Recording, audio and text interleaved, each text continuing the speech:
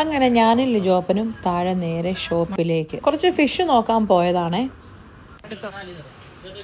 മതി, തല വെട്ടിക്കളയണേ.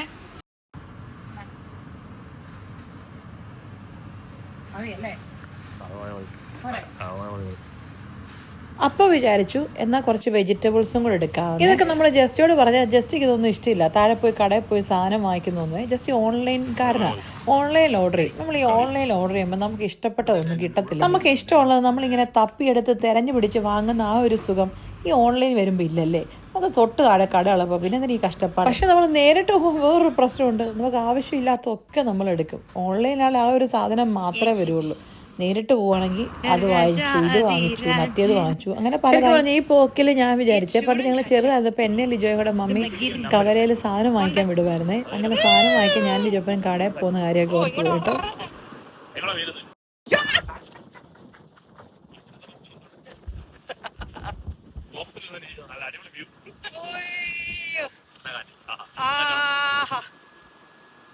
നല്ല പക്ഷെ വെയിലത്ത് നല്ല സുഖം അല്ലേ.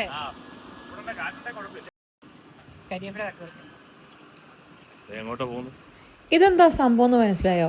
ഇനി പ്രകൃതിയിൽ നിന്ന് കുറച്ച് സാധനങ്ങൾ പറിക്കാനുണ്ട്. അതായത് കരിവേപ്പില. നമ്മുടെ ഫ്ലാറ്റിൻ്റെ താഴെ കരിവേപ്പില ഉണ്ട്. ഞാൻ ഇടയ്ക്കെല്ലാം പോയി അത് നിസ്കും. വേറെ ആരും പറിക്കാനില്ലെന്നേ. നല്ല ഫ്രഷ് കരിവേപ്പില കിട്ടുകയും ചെയ്യും. പ്രകൃതിയിൽ നിന്നും കിട്ടും. നമ്മുടെ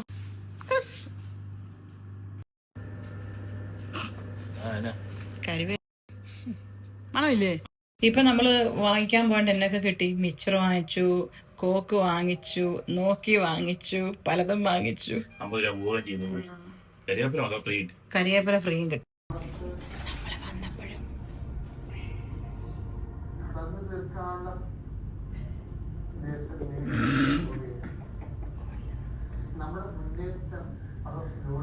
നമ്മുടെ മുന്നേറ്റ അടുക്കളയിലേക്ക്